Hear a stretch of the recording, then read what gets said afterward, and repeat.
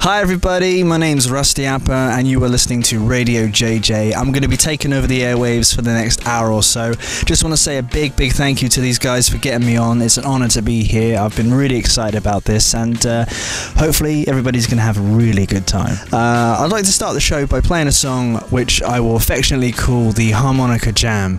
As I try and tell a lot of people, if you come to one of my gigs, you're not going to see me be the best harmonica player in the world by a long shot, but you will see me have a damn good time trying, so here we go.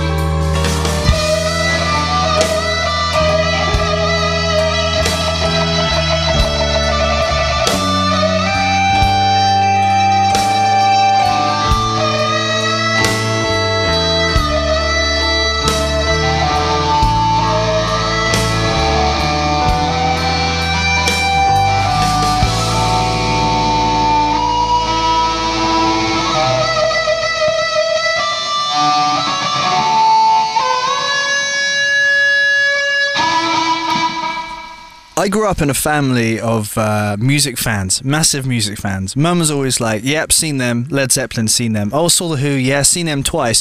Oh, I saw them 3 times, cost 50p. And you're just like, you know, I wish I grew up in a completely different era, you know, because being a kid who loved all that kind of stuff, all that bluesy stuff, the old rock and roll, the classic rock, I couldn't get enough of it. And growing up, raiding my mum and dad's record collection. There's AC/DC, you know, Don Henley, Sammy Hagar, Ted Nugent, the Beatles, The Who, the Rolling Stones, Jimi Hendrix, all that good stuff, all that really, really, really good stuff. And I would go through the records and I would, you know, play them and listen to them again and again and again, and effectively became, you know, kind of a bit of a, I don't know, just a bit of an expert on that, you know, stuff from an early age, you know, and by expert I don't mean a know-it-all, but I mean for a kid who's like, you know, 7-8 years old, I've always been a bit of an obsessive fan, you know, reading everything that I could and learning everything about it. And when I first started buying CDs, or should I say have CDs bought for me, you know, they seem so small because I kind of grew up on vinyl. Obviously I was born in 1987, so I wasn't from the vinyl era, but I was brought up on vinyl because that's what was around and that's what was at my disposal. And I absolutely loved it. You know, the warm sound, big boomy bassy stuff. CD's great. I would never take anything away from digital. A lot of people are purists and I think they're a bit quick to bash it, but I still think at the same time it has its time and its place. But so does vinyl, and that for me, you know, gives me warm fuzzy feelings from way back when, you know, raiding Mum's collection. Well, actually it was Mum and Dad's records. You know, Mum had one and Dad had the same one, so there was 2 of everything. Dad's was a lot more immaculate, shall we say, a lot more, you know, well looked after, where Mum's would have, you know, cigarette burns and boulder burns and God knows what else on there.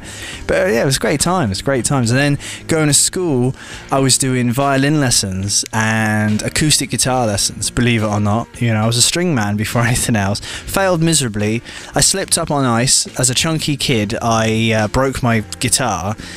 And then one day my teacher brought in a vinyl 45 of The Who, which is Happy Jack, the song Happy Jack. And something inside me lit up when I heard that song. And obviously on the record, the drumming kicks in. It's like a jet engine starting up. And the same jet engine started up inside me because I was like, oh my goodness, you know, I have to be a drummer. You know, I have to be a rock drummer. And then that's pretty much where it went to. So before all the singing stuff, before any of the solo stuff, I was a drummer. I was, you know, a really keen drummer. The Who were, and still are, my all-time favourite band. Keith Moon was my hero. You know, I wanted to play just like that. Although when you get older, you realise that it's great drumming, but sometimes you need different styles and something a bit more conservative works for different, you know, types of music. But so I cut my teeth finally getting into the music scene as a singing drummer. I was in a band called Gecko with my best friend, who was the guitarist, and we went out as a duo and then a trio. And you know, I did the whole Don Henley, Phil Collins, you know, singing drummer thing. So yeah, Gecko was great fun while it lasted, and we released 3 albums, a couple of singles, you know, released them on their own label, and went out and played a ton of gigs, did a ton of stuff. And that was really where it came in, you know, the whole singing thing, because I was writing songs and really kind of like going at it at that stage in terms of like musicality and trying to be the best that I could. But before that, I'd written, you know, a ton of songs, but they were very juvenile. You know, they were kind of like horror rock songs, and it was very much in my comfort zone. Being a horror fan, all the lyrics were about horror films, because we used to dabble in this jokey kind of like horror punk band, because we were, big massive fans of the Misfits. It wasn't until I joined a band called The Retake that I watched the 2 guys, Adam Humphries and Lee Tillier, the 2 main guys, just the way they wrote the songs. And hearing the song go from an acoustic demo recorded on their phone, recorded in their bathroom or whatever, and watch that evolve into a track that I think would, you know, hold up really well on the radio. Even now, you know, I listen to that stuff and I was in awe. I was really, really impressed by it, and I was just like, wow, I wish I could write songs like that. So, you know, cut a long story short, Gecko fizzled out. I think we all got under each other's skin, so we gave that a breather. And retake, same thing, as every band does at some point. You know, anybody who's been in a band knows that, you know, or should I say anybody who's been in a band will know that after a while there's a lot of tension in the air, and that happens. So we decided, well, you know, rather than argue with each other, we'll take some time out. And I was curious at that point because I really wanted to sing.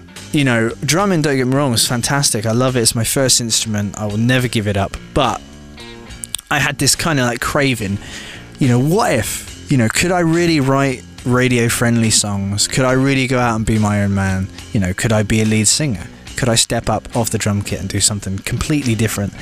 And the album, the debut solo album that I put out was called No Cure for Curiosity. And that's really where the title comes from, was because I was curious, you know, can I do this? Can I be a frontman? Because there were a lot of naysayers, and it's always tricky when you try and do something completely different to what everyone expects of you. So when you build up a reputation, and I had a good reputation as a drummer, so there were a lot of people were like, man, why do you want to be a singer? You're a great drummer, blah blah blah. And I felt like I had a lot to prove as a singer, and I just wanted to do it because I wanted to do something completely different, and it would be nice to jump around a little bit on stage and just kind of enjoy things, you know, that other members of the band had enjoyed for so long. And having, you know, being able to play the harmonica as well, I thought, well, I will try and get as good at that as I can, improve that and make that part of the show. So that's pretty much where that came from. And I then went out on a mini tour with my solo band. We called ourselves the Runaway Train, and I cut 2 records, and then it was cool. They were you know, hey, they were the most popular thing I'd done in terms of success levels and financial levels. You know, they sold really well. You know, I had a great time doing the shows. They sold a lot of copies, and you know, it made some decent money. You know, I'm not going to lie to you about that. So it was a really great thing. I had a great time doing it, and I felt like I was expanding myself as a songwriter. Not forgetting those 2 guys from the retake. Not forgetting those kind of songwriting chops that I wish I had. You know, because it's not like I could just pop out a song just like that, because I always felt like it should be something a little bit more personal. You know, I'm not a professional songwriter, so I don't need to go and sit in a room for 10 minutes and go, right, you know, here's a couple £100 on the table or whatever, I need to get this done by 5 o'clock. It was more like, what do I feel like writing about today? You know, I've written songs. I wrote a song in the middle of a ZZ Top concert in the audience. I've written songs on the toilet, in the shower. I wrote a song in Pizza Hut. You know, these things come to you and you're like, oh, yes, I've got to write that down, or, you know, sing a little stupid demo on my phone or something. So I wanted to use that, and the solo albums were really successful. The tour was successful. The gigs were great fun.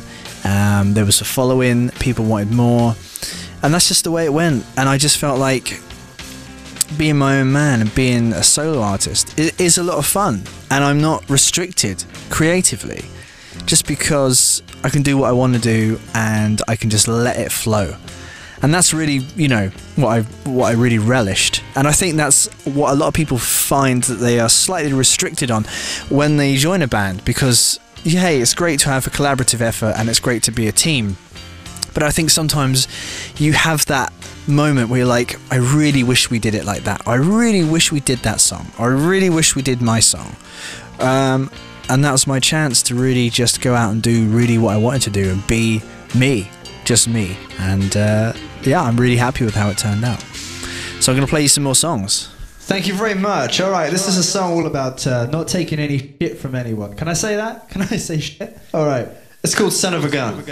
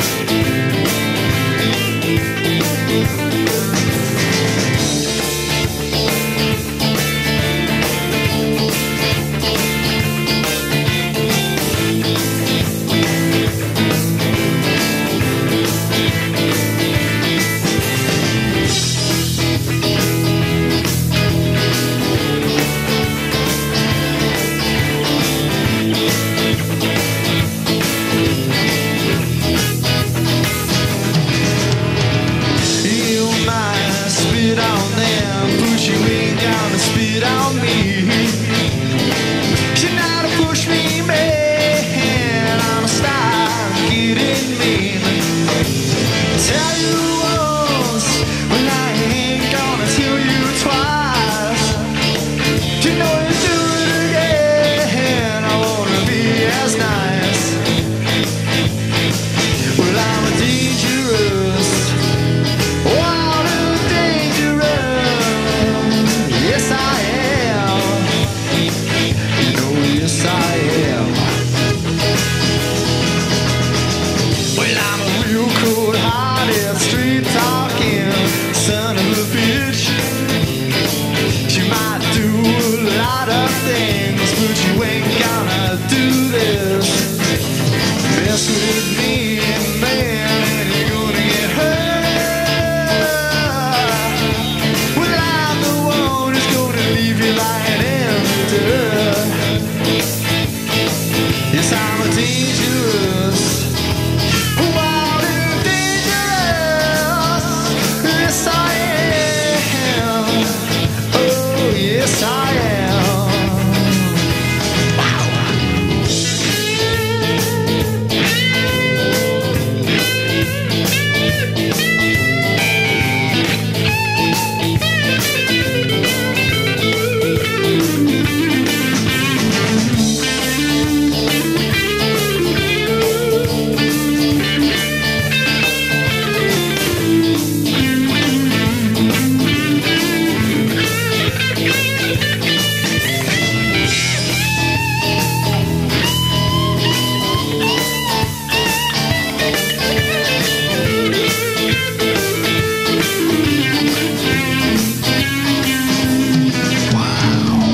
If you play against me, I shot to lose.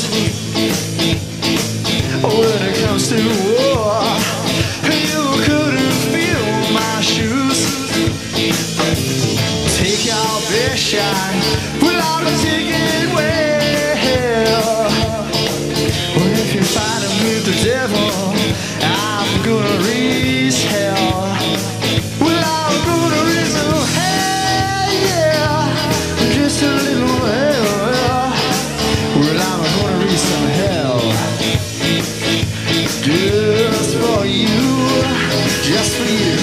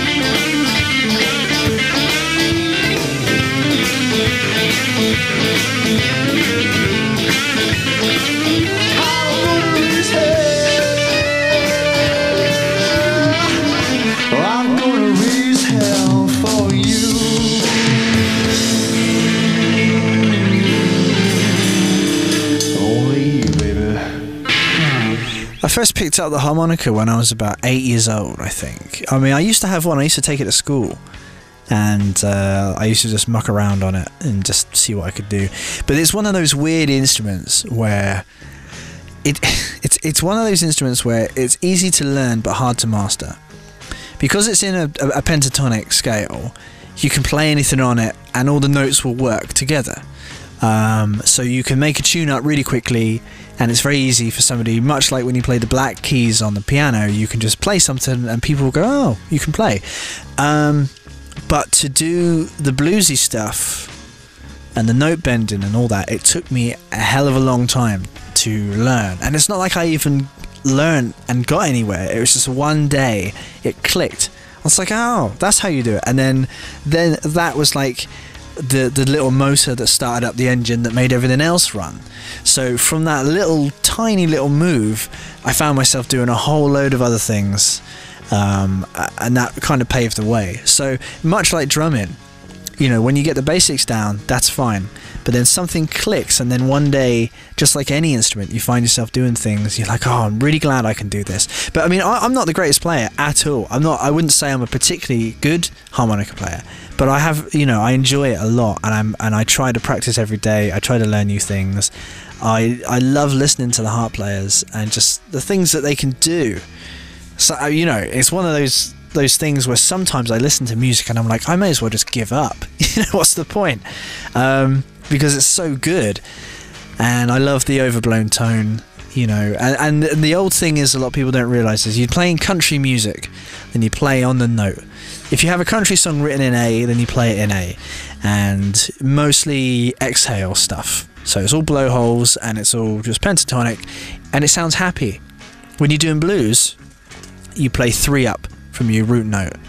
So you play a song in A, then you play a D harp, and it's mostly inhale and note bending, and it has a slightly off-key, slightly sinister, sad, melancholy sound to it. And that's the difference between blues harp and regular mouth organ. And that's the way I look at it, and that's what I was taught, and that's pretty much what I try to live by. Because I'm telling you, when you plug in a harmonica into a guitar amp, and then you hit the inhale and the note bends in a key 3 up from your root note, there's nothing else like it. It's like, you know, I sometimes like to try and make my harmonica sound like a dirty Harley Davidson that's been amplified through a Marshall cabinet. I don't know really what that would sound like, but you know, visually and aesthetically, you can kind of get the idea I'm going for. Alright, this next song is off my first solo album called No Cure for Curiosity, and it's all about childhood dreams of being a rock star. When you confront your mother about it, she looks at you with this awful look in her eyes, as if to say, oh, here we go. Why can't you be a lawyer or something like that? You got to get a real job. Not about my family, though. They're always super supportive. I was very lucky. But hey, this song's not about me. All right, here we go.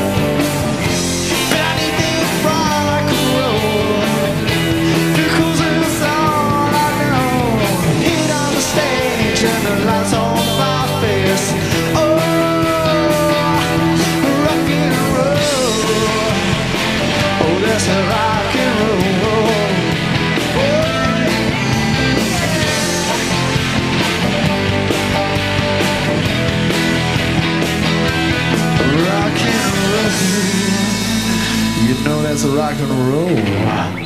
Thank you very much. I've definitely had some really fun times in music. You know, I've had some moments that stand out more than others. We did a mini tour, you know, with the Retake. We did a mini tour in Finland, which was just fantastic. I mean, they're so kind over there. You know, they treat you like you're royalty. Because I think they have this thing where if you come from another country and you want to impress them or bring your craft or your talent to them, they're really, really, really grateful. I remember going into like a kebab shop and ordering a kebab, and they say to me, you know, oh, you're not Finnish, you're from England, you know, why are you here, kind of thing. And I said, well, you know, I'm a drummer in a rock band, and we're doing a mini tour, and that, you know, trying to be modest. And they were like, oh my god, this is amazing, you know, they're really excited about it, really happy. I go to pay, and they go, no, free food, you know, free food for the rock star. And I'm just like, man, I could get into this, you know. But things like that. We did a show with James McCartney, you know, Paul McCartney's son. Got to hang out with him. You know, there's a lot of stuff that we've done, and stuff that I could, you know, take to my grave that I'm really happy about. I feel really fulfilled, you know. And finally, in about 2013, I got my EP released for Cancer Research, because I wrote a song, but not long after Kingsnake was released, which was my second solo album in about 2012, sorry. And I was just kind of thinking, man, when am I going to get this song finished? When am I going to get the EP finished? Because I approached quite a few guitarists about playing on it, and there was one guy, Godfrey Townsend, who used to play in John Entwistle's band. He was really happy about it, really up for it. He loved the song, he liked the lyrics, and he just couldn't find the time, which was a real shame, because I was really looking forward to working with him. But that's fine, you know. I said that's okay, because he's an extremely busy guy. He's working with the Sons of Cream, and I think it's like the Alan Parsons live show and all sorts of stuff like that.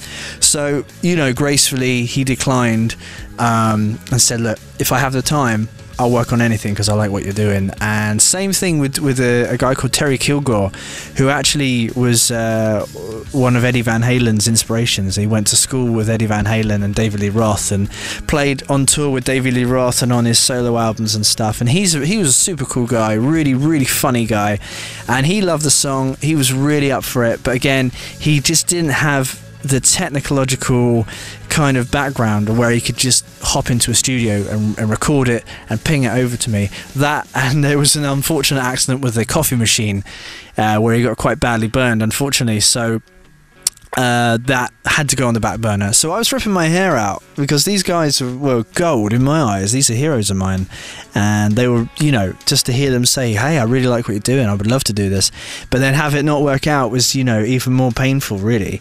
So, you know, I looked to a friend of mine to do it, and it came out great. I was really happy with how it went. So we released that, and that, you know, raised quite a lot of cash for Cancer Research, so I was really, really pleased. That's something I've wanted to do for a long time, because, you know, charity, I hate to be the guy who says, oh, charity is important to me, but I think there's certain causes that I don't agree with, and there's certain ways that certain charities run the show, and I don't agree with that. But then there's certain that I look to them and I think, well, it's so important, and I just would love to help out. You know, they say one man can't make a difference, but I think, you know, if we all have that opinion, then that's the problem. So I try and do the best I can, and it was very successful. I was really happy with it, and the song's great. You know, I'm really happy. It's one of those ones where you look at it and go, wow, I'm really proud I wrote this, because there's a handful of songs that you look back, you listen to, and you go, that's fun, but it's not exactly, it's not great. Or that one, oh, that one, I hate that one, get rid of that one. But then there's certain songs that I listen to now, and I'm like, yeah, you know what, I'm really, really proud of that song, and that was one of them. So Keep the Faith is a nice tune, and I think it's time for another song.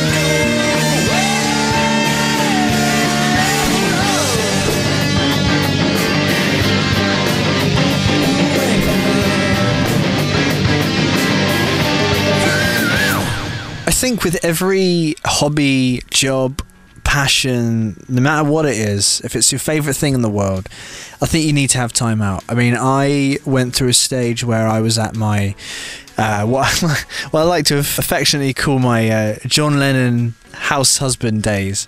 So I took 2 years out, and it was one of those weird things where it's like meeting an old friend again. When I came back to the music scene again, it was like meeting an old friend where you hadn't seen him in so long. You knew that you loved them like crazy, and you knew that you missed them like crazy, but you're just like, oh, I haven't seen them in so long. You know, I think I can cope if I never see them again. And as horrible as that sounds, it's a defense mechanism. And I felt a little bit like that with music. I was on the cusp of, like, I don't know, retirement or whatever you want to call it. And I was just like, you know what? I don't think any of these projects I'm trying to get off the ground are going to go anywhere. I don't think it's destined for me to return.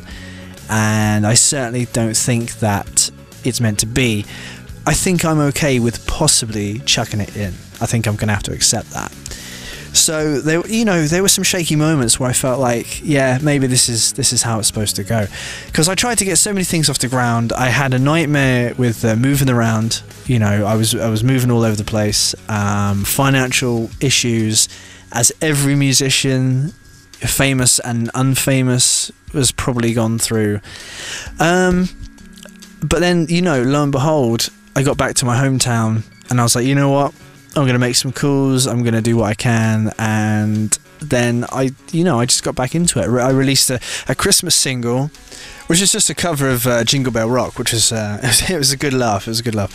So I got in touch with this guitarist called Simon Tate, and lo and behold, he was fantastic. Great guitarist, great guy, very loyal, and the tour just, you know, sprung off from there. So I booked some shows. Before I know it, we've got 20 dates plus other bits and pieces and radio stuff and whatnot, and it's been fantastic. It's great fun. We're playing all the favourite songs. We're playing a bunch of originals, a bunch of covers. There's a 2-hour show, and just being looked after. It's nice because I feel like I'm wanted, and I feel like it's actually, it's good. I'm glad that I took a final stab at trying to get something going again, because I felt like it was worth it. And you know, these things are paying off really nicely. You know, we get looked after really well with the free food and the free drinks and all that kind of stuff. So I wasn't immediately in a hurry to go back and do a show full of originals, because you get messed around a lot with promoters, and they want to double book you and book you again on ridiculous nights where, you know, you're a blues band playing, and then they've got a screamo metal band before you, and then an indie rap band after you, and so on and so forth. And it just doesn't work.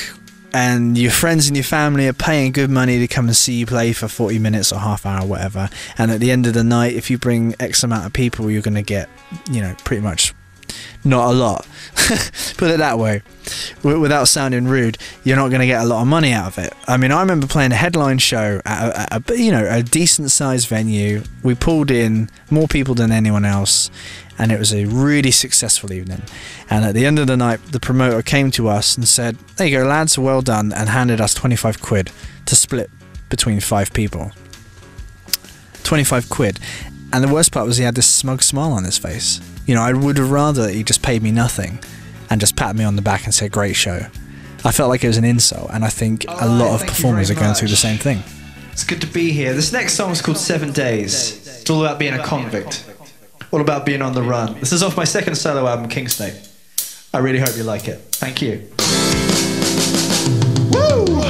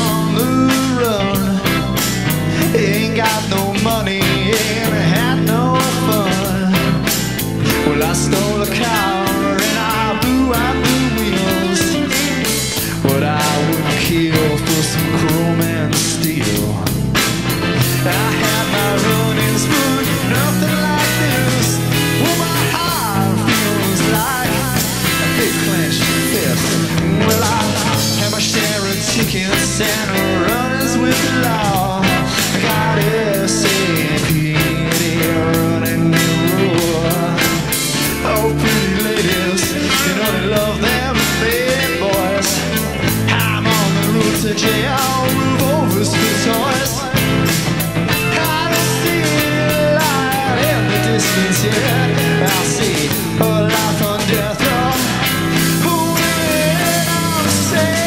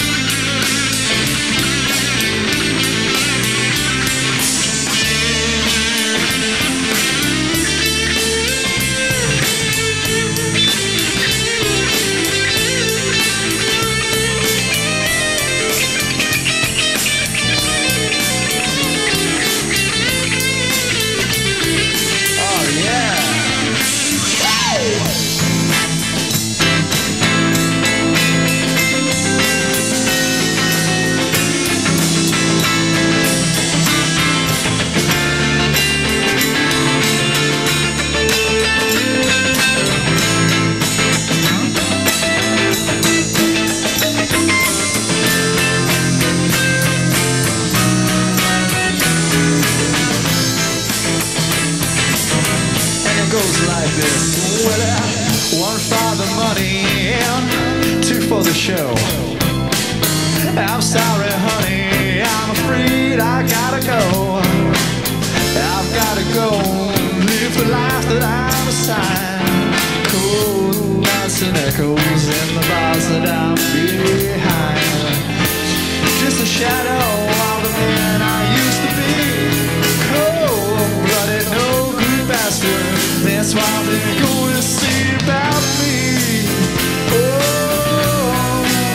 This what they gonna say all about me. Oh yeah.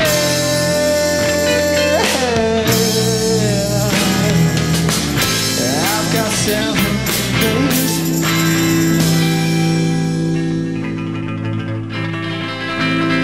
Thank you very much. Thank you. I don't have a problem with playing covers.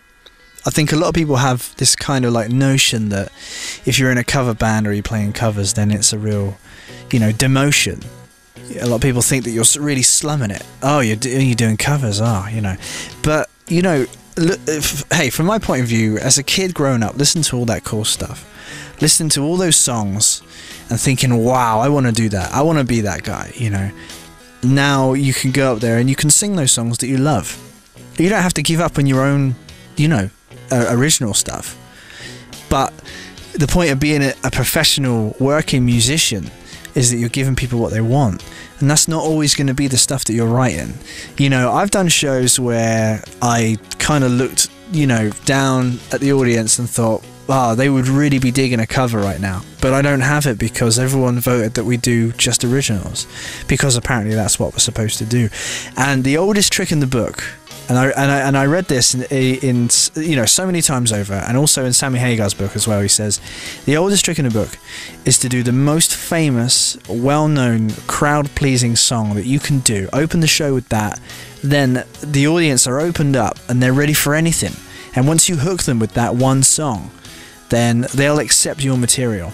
And the beauty of the material that I write is it slips into a classic rock show so easy. Most people probably don't even know that it's not a cover. A lot of people don't know that it's an original. And that's the beauty of it. So we stick a lot of the originals in there just at the right time, in the right place. So it melds in really nicely because, I'm not going to say that my stuff is completely original and it doesn't sound like anything else.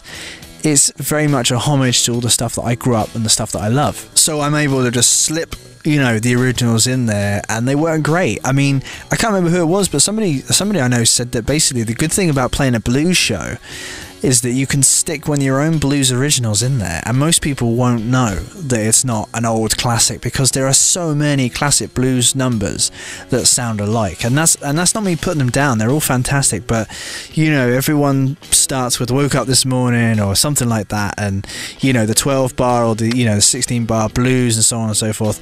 So you can slip that in there and people won't really twig that that's one of your songs, because nobody knows the blues that well. It's such a wide scale genre, there's so much of it. I don't think anybody can go, that's not an old blues number from the 40s or the 50s or the 60s. You know, they can't look at you and go, you're making up the lyrics on the spot, because they probably won't know, because somewhere I'm sure there's another number just like it, but they just haven't heard it yet. And that's the beauty of it, and that's why I love covers and originals. I wouldn't want to give up on my own original stuff. I don't think anybody would, but at the same time, I don't think there's any shame in playing some stuff that you know influenced you when you were younger, because that's the whole reason why we do what we do.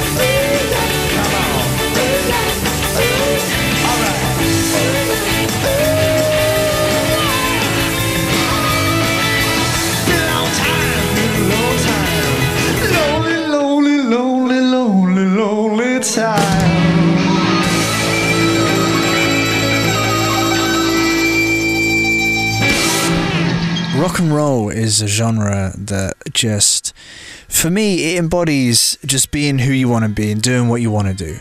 It's a genre that doesn't say please or thank you, but it rewards you in very many ways by saying, we're coming in whether you like it or not.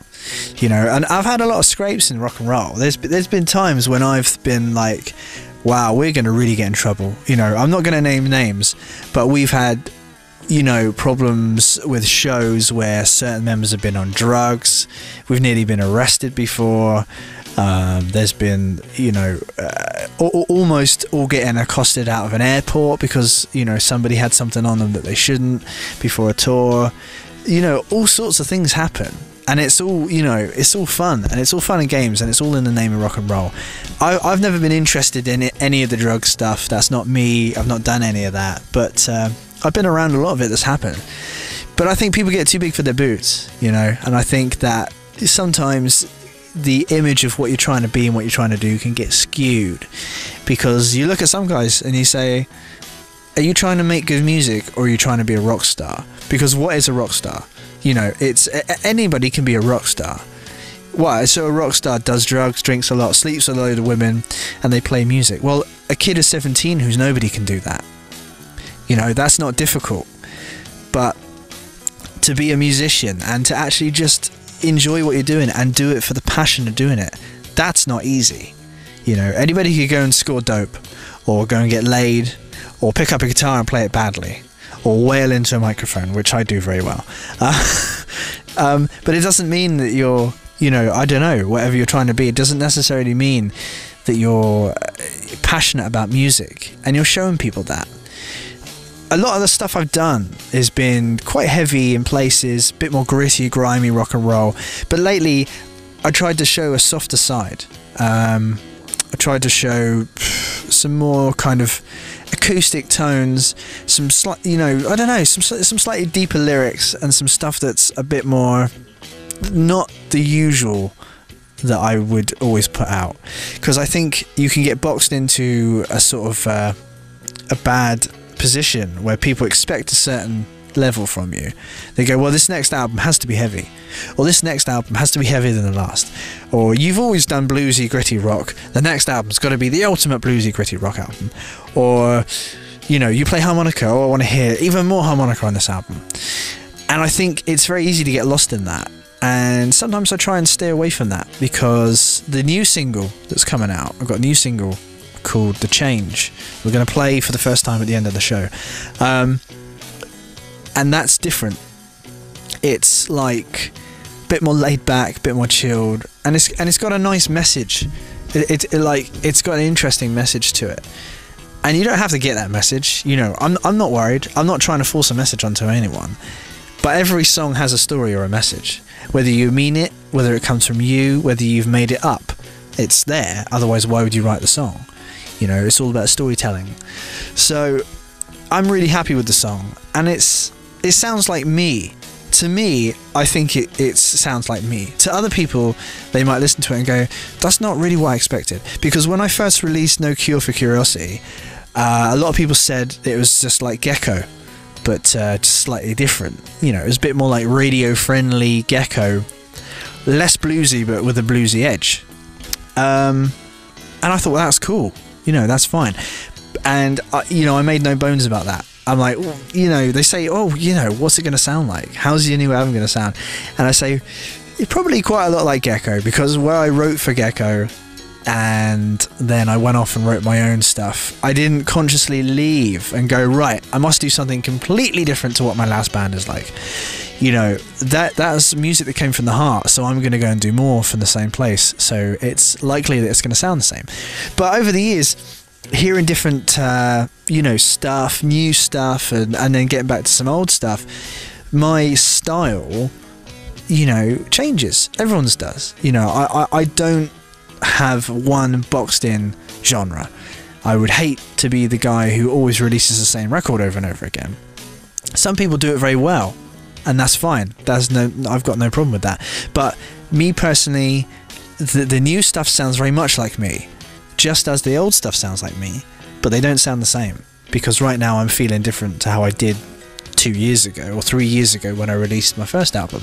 So I think that's really what it's all about. Well, I must say, I hope you've enjoyed the show. I hope you've enjoyed the little session that we recorded for you. We recorded that especially for tonight's show, live in the studio. Thank you so much for having me, you know, Radio JJ London. It's been absolutely fantastic, and it's a real honour to be here. I hope you've enjoyed it as much as I have. Going to close the show by just saying a few things. Don't forget to check out the tour. We've got a whole load of dates in the south of England coming up. Also, December tour as well.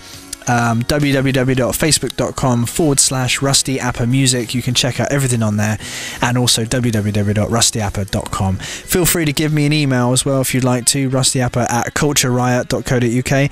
And yeah, I hope to see you out at one of our shows. It's been really, really good fun. Hope you've enjoyed the session and everything. We're going to close the show by playing the brand new single. This is not a live recording, this is actually the actual studio single recording, and it's going to be out real soon on iTunes, Spotify, Spotify, Amazon, all the usual places. Single will be out, followed by a brand new album coming soon. It's going to be a Hits and Pieces album called Paradise Lost, and it's all B-sides, rare tracks, some live stuff, songs I've done for films, and, you know, God knows what else. So I really hope you dig that, and I hope you dig the new single. Again, thank you so much for having me, and hopefully I'll be back real soon. Thank you.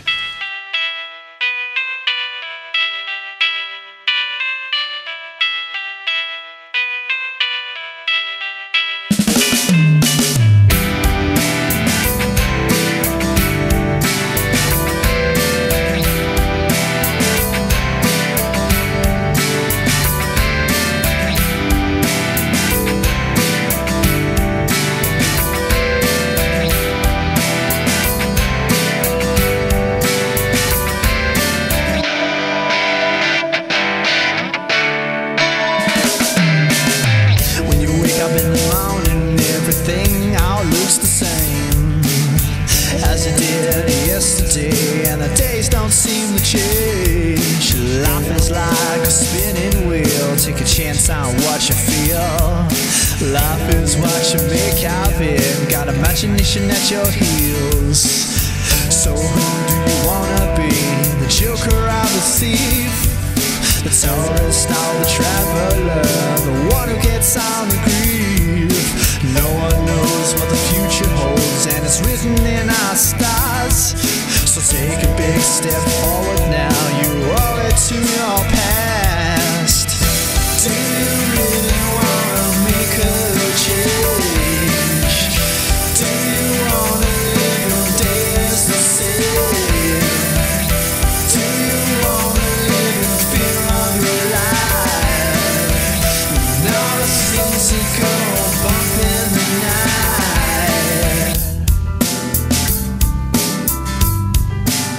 There is an indefinable, mysterious power that pervades everything. I feel it, though I do not see it. It is this unseen power which makes itself felt and yet defies all truth. Go on, take a deep breath. I know you really need it. Two wrongs don't make a right, won't keep you awake at night. No one needs a brush with death to keep us closer to the ground. A little love and a little faith works wonders, I have found. What is the key to kill those things that make us feel alone? What is the meaning of this life? God knows I don't know. Long is the road to all your dreams. Gotta take that